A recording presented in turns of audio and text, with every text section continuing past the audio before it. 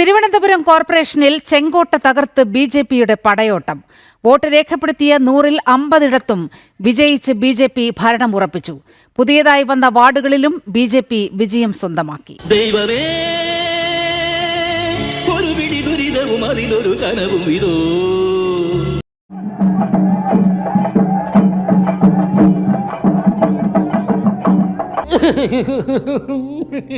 മാറാത്തത് മാറുമെന്ന മുദ്രാവാക്യത്തോടെ തെരഞ്ഞെടുപ്പിനെ നേരിട്ട ബി.ജെ.പി LDF-നെ പിന്നിലാക്കി 50 വാർഡുകളിൽ വിജയിച്ചു. എന്നാലും ഇവൻ ഇങ്ങനൊരു കടുങ്കൈ ചെയ്യുന്ന ഞാൻ വിചാരിച്ചില്ല. നിനക്കിതെങ്ങനെ സഹിക്കാൻ കഴിയും ജോസേ? LDF 29 സീറ്റിലും UDF 19 സീറ്റിലും ഒതുങ്ങേണ്ടി വന്നു. 50 സീറ്റിലും മുന്നേറി ഏറ്റവും വലിയ ഒറ്റക്കക്ഷിയായതോടെ ബി.ജെ.പി ഭരണം ഉറപ്പിച്ചു. ചരിത്രം കുറിച്ചുകൊണ്ടാണ് തിരുവനന്തപുരത്ത് ബി.ജെ.പിയുടെ മുന്നേറ്റം. കോർപ്പറേഷനിൽ വിജയമുറപ്പിച്ചതോടെ ബി.ജെ.പിയുടെ ആഘോഷം തുടരുകയാണ്.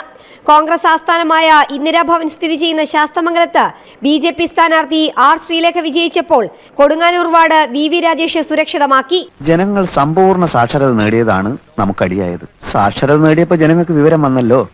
അതുകൊണ്ടാണോ ഇത്തവണ അവർ നമുക്ക് വോട്ട് ചെയ്യാത്തത് എന്നാണ് എന്റെ സംശയം. എനിക്ക് ആദ്യം കേരളത്തിലെ BJP വിരുദ്ധരായ അല്ലെങ്കിൽ BJP എതിർക്കുന്ന എല്ലാ രാഷ്ട്രീയ പാർട്ടി നേതാക്കന്മാരോടും പ്രവർത്തകരോടൊക്കെ ചോദിക്കാനുള്ളത്, ഈ തിരുവനന്തപുരത്ത് വോട്ട് ചോരി നടന്നിട്ടുണ്ടോ? അല്ല, ഉണ്ടെങ്കിൽ ഇപ്പോൾ പറയണം. കാരണം തിരുവനന്തപുരം നഗരസഭയിലും കേരളത്തിൽ ഒട്ടാകെയും ഇലക്ട്രോണിക് വോട്ടിംഗ് മെഷീൻ ഉപയോഗിച്ചിട്ടാണ് ഇലക്ഷൻ നടത്തിയിരിക്കുന്നത്. അപ്പോൾ അങ്ങ് കർണാടകയിലോ മഹാരാഷ്ട്രയിലോ UP-യിലൊക്കെ ഇലക്ട്രോണിക് വോട്ടിംഗ് മെഷീനിൽ തട്ടിപ്പുണ്ടെന്നും കേരളത്തിൽ അതില്ല എന്നാണോ വാദം? പാലക്കാട് മുനിസിപ്പാലിറ്റിയിലൊക്കെ ഈ വോട്ട് ചോരി നടന്നിട്ടുണ്ടോ ഇല്ലയോ എന്നുള്ളതൊന്ന് പെട്ടെന്ന് അതൊന്ന് വ്യക്തമാക്കുന്നത് നന്നായിരിക്കും. ഇതുവരെയുള്ള ഫലം കൊണ്ട് ഇടതുപക്ഷ ജനാധിപത്യ മുന്നണിക്ക് പരാജയമുണ്ടെന്നാണ് ഇതുവരെയുള്ള സംഭവങ്ങൾ കാണിക്കുന്നത്. വികസന പ്രവർത്തനങ്ങൾക്കും ജനക്ഷേമ പരിപാടികൾക്കും വോട്ട് കിട്ടുമെങ്കിൽ ഒരു കാരണവശാലും LDF പരാജയപ്പെടാൻ പാടുള്ളൂ. പിന്നെ വലിയ ആനക്കാര്യങ്ങളാണല്ലോ നിങ്ങൾ ചെയ്തു കൂട്ടിയത്. അതിന് മാത്രം വികസന പ്രവർത്തനം നമ്മുടെ ജില്ലയിലടക്കം ക്ഷേമ പ്രവർത്തനം, പെൻഷൻ എല്ലാം കൃത്യതയോടുകൂടി നൽകിയിട്ടുണ്ട്. അപ്പോൾ അതെല്ലാം വാങ്ങിക്കുന്ന ആളുകളും ഇടതുപക്ഷ ജനാധിപത്യ മുന്നണിക്കെതിരെ വോട്ട് ചെയ്തു എന്നാണ് എനിക്ക് തോന്നുന്നത്. നിങ്ങൾ ഈ നാറിയ വർത്തമാനം നിർത്തൂ. നിന്റെ ആശാരിത്തരമൊന്നും ഇവിടെ വേണ്ട. ക്ഷേമ പ്രവർത്തനങ്ങൾ സർക്കാർ നടത്തിയെന്ന് പറയുമ്പോഴും ഈ പെൻഷൻ കൊടുത്തു എന്നൊക്കെ പറയുമ്പോൾ ഒരു സ്റ്റണ്ടായി, ഇലക്ഷൻ സ്റ്റണ്ടായി ആണോ ആളുകൾ കണ്ടത്? സ്റ്റണ്ടായിട്ടല്ല, ഇതെല്ലാം വാങ്ങിച്ച് നല്ല ഭംഗിയായി സാപ്പാട് കഴിച്ചിട്ടുണ്ട് ആളുകൾ. എന്നിട്ട് ഏതോ തക്കതായ നൈമിഷികമായ വികാരത്തിന് എതിരെ വോട്ട് ചെയ്തു എന്നാണ് എനിക്ക് തോന്നുന്നത്. പിന്നല്ലാതെ അതെന്നാ വർത്താനം പറഞ്ഞു പോയി. ഇതെല്ലാം വാങ്ങി നല്ല ഭംഗിയായി സാപ്പാട് കഴിച്ചവര് നല്ല ഭംഗിയായി നമുക്കിട്ട് വെച്ചു എന്നാണ് എനിക്ക് തോന്നുന്നത്. ഒന്നും ചോന്നരാ, ഒരു കാര്യം പറയട്ടെ കേട്ടോ ആടാ. പിന്നെ ഇത് മുഴുവനുണ്ടല്ലോ, നല്ല ഒന്നാം തരം പെൻഷൻ മേടിക്കുക, ഇഷ്ടം പോലെ തിന്ന ആളുകൾ, എന്നിട്ട് നേരെ എതിർ വോട്ട് ചെയ്തു എന്ന് പറഞ്ഞാൽ അതിന്റെ പേര്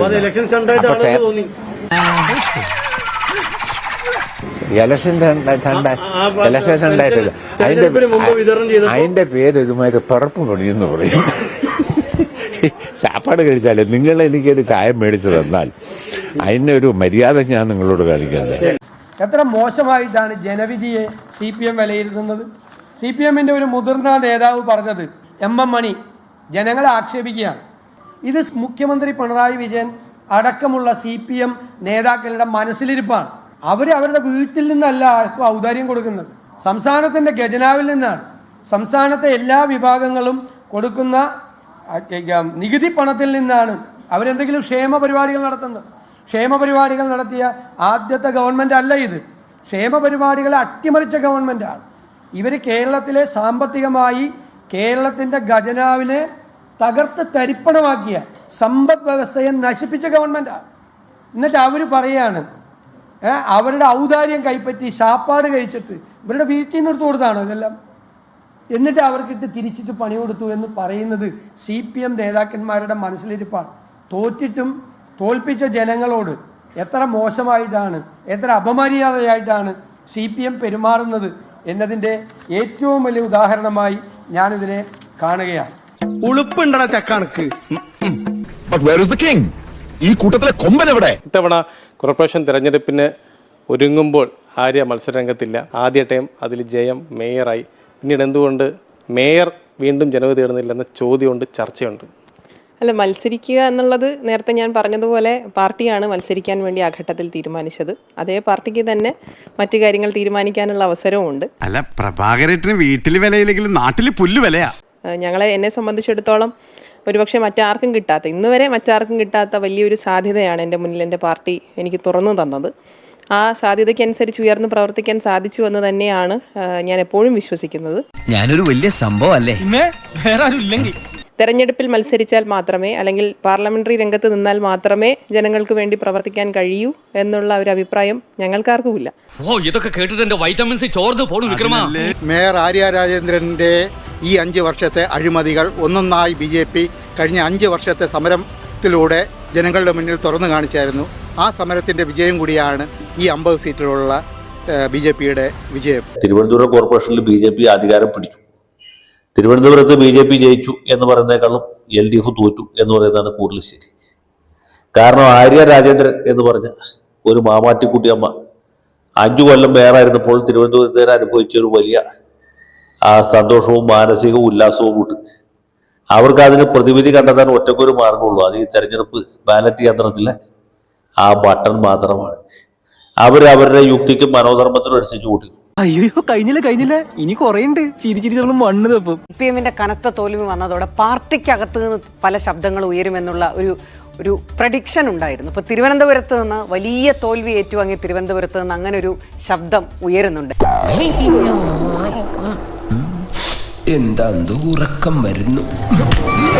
കഴിഞ്ഞ തദ്ദേശ തെരഞ്ഞെടുപ്പിന് ശേഷം കേരളത്തിൽ ഏറ്റവും വാർത്താ പ്രാധാന്യം നേടിയത് തിരുവനന്തപുരം കോർപ്പറേഷൻ ആയിരുന്നു. അതിൽ ഏറ്റവും വാർത്താ പ്രാധാന്യം നേടാനുള്ള കാരണം തിരുവനന്തപുരത്തെ മേയറായിരുന്നു. അന്താരാഷ്ട്ര തലത്തിൽ ഇപ്പോ ഗോവിന്ദനൊക്കെ പിന്നീട് പറഞ്ഞതുപോലെ ന്യൂയോർക്ക് മേയർ വരെ പ്രചോദനം ഉൾക്കൊണ്ട ആര്യ രാജേന്ദ്രന്റെ കാലയളവ് പക്ഷേ അത്ര നന്നായില്ല എന്നാണ് ഇപ്പോൾ ഒപ്പമുള്ളവർ തന്നെ പറഞ്ഞു തുടങ്ങുന്നത്. ചുമ്മാ ഇങ്ങനെയുണ്ടോ കള്ളന്മാര് ലോകത്ത്? വെറുതെ ഇങ്ങനെ ഒരു നട്ടാക്കുരുക്കഥ നുണകൾ പറയല ഇവന്റെയൊക്കെ ഹോബി. എന്തൊക്കെ ജാതി ഹോബികളല്ലേ മനുഷ്യർക്ക്.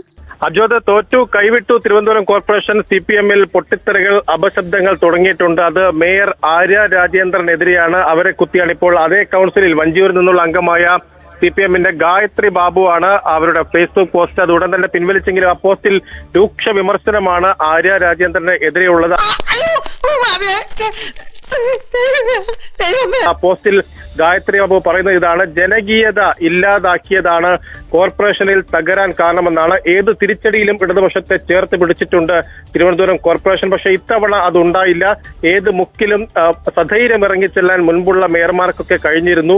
പക്ഷേ ഇത്തവണ അതിന് സാധിച്ചില്ല. അത് പാർട്ടിയേക്കാൾ വലുതാണെന്ന ഭാവവും അധികാരപരമായി തന്നേക്കാൾ താഴ്ന്നവരോടുള്ള പുച്ഛവും അധികാരപരമായി മുകളിലുള്ളവരെ കാണുമ്പോൾ മാത്രമുള്ള അതിവിനയവും ഉൾപ്പെടെ കരിയർ ബിൽഡിങ്ങിനുള്ള കോക്കസാക്കി സ്വന്തം ഓഫീസ് മാറ്റിയെടുത്ത സമയം തന്നെ കാണാൻ പുറത്തു വന്നിരുന്ന 4 ആളെ കാണാൻ കൂട്ടാക്കിയിരുന്നെങ്കിൽ, പ്രാദേശിക നേതാക്കളുടെയും സഖാക്കളുടെയും ആവശ്യങ്ങൾ കേൾക്കാനുള്ള പരിഗണനയെങ്കിലും കാണിച്ചിരുന്നെങ്കിൽ ഇത്ര കനത്തിലാകുമായിരുന്നില്ല തിരിച്ചടി എന്നാണ് ഗായത്രി ബാബുവിന്റെ വിമർശനം. അതായത്